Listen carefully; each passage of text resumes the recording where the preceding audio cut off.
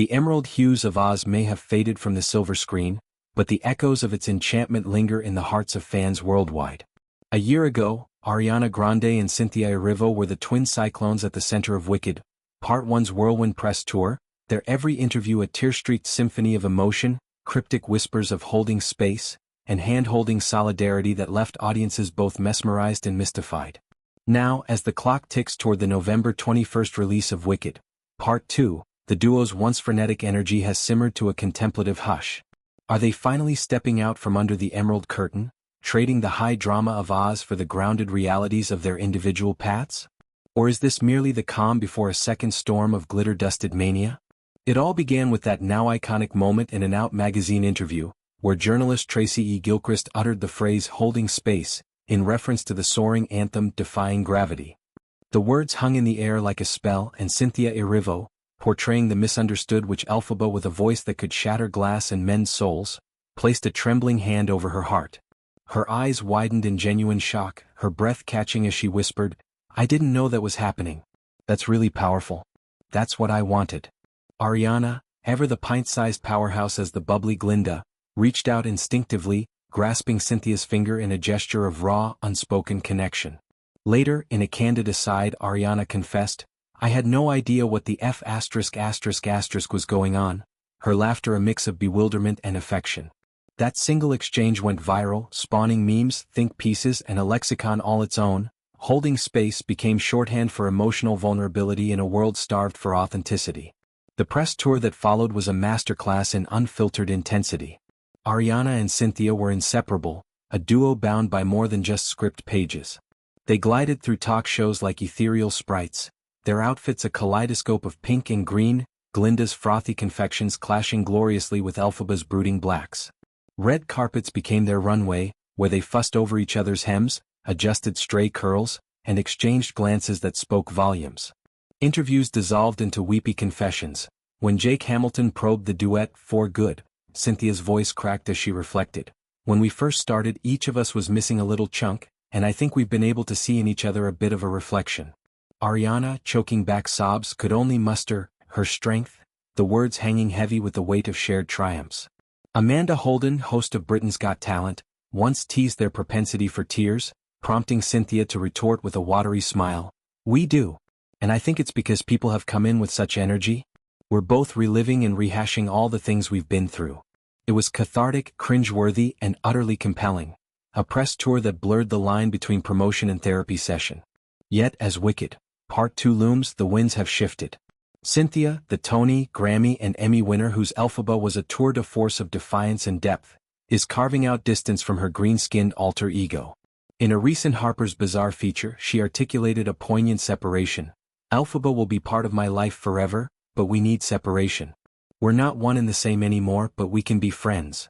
It's a declaration of artistic evolution, acknowledging the role's transformative power while reclaiming her identity beyond the witch's cloak. Cynthia's focus has pivoted to her debut book, Simply More, slated for November 20th, a collection of teachable moments drawn from her life's tapestry, eschewing the confessional memoir format for something more inspirational. "It's not about spilling secrets," she explains in the interview, her voice steady with purpose. "It's about distilling wisdom from joy and pain alike." The book delves into her journey from London's Hackney streets to Broadway's bright lights, touching on faith, resilience, and the quiet revolutions of self-discovery. Fans, long captivated by her vulnerability, now anticipate a deeper dive into the woman behind the witch. Ariana, meanwhile, has retreated into a cocoon of selective visibility. The pop sensation whose 7-octave range turned Glinda from sidekick to sensation, marked Wicked Month on Instagram with a subtle nod, a carousel of behind-the-scenes snapshots, culminating in close-ups of the matching "For Good" hand tattoos she shares with Cynthia, delicate script inked as a permanent vow to their on-screen sisterhood. Yet, the post felt more nostalgic than promotional, a gentle wave goodbye to the tour's hysteria.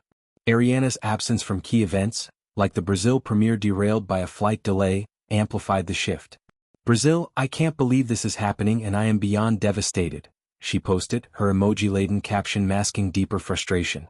Cynthia soldiered on solo, debuting a sleek gray crop top and skirt ensemble that bared her toned midriff, a stark departure from the Elphaba-inspired gowns of yore, signaling her embrace of posta chic.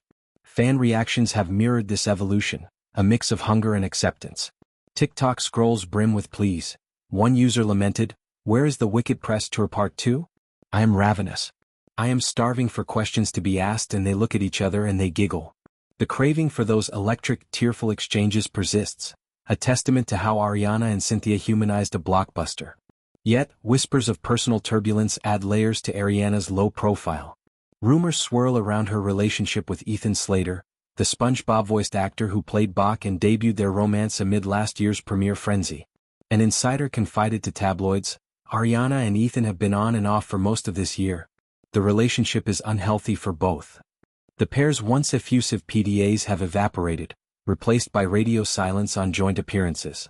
Ariana, channeling Glinda's buoyancy into her music, teases new tracks that hint at heartbreak's alchemy, while Ethan focuses on theater roots. Cynthia's solo strides include a guest mentoring stint on Strictly Come Dancing, where her ballroom insights drew acclaim, blending her Broadway precision with dance floor flair. Ariana counters with the upcoming Wicked, One Wonderful Night concert special, airing November 6th, a star-studded extravaganza featuring cast renditions that promises to reignite the flame without the tour's exhaustion. Their individual orbits, once conjoined, now allow space for growth. Cynthia's literary leap, Ariana's melodic reinvention. Reflecting on the tour's cringiest moments, those viral tears and handholds, Cynthia has since framed them as necessary release.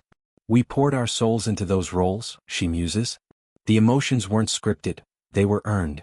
Ariana echoes this in a rare podcast snippet. "Cynthia taught me vulnerability isn't weakness, it's wings."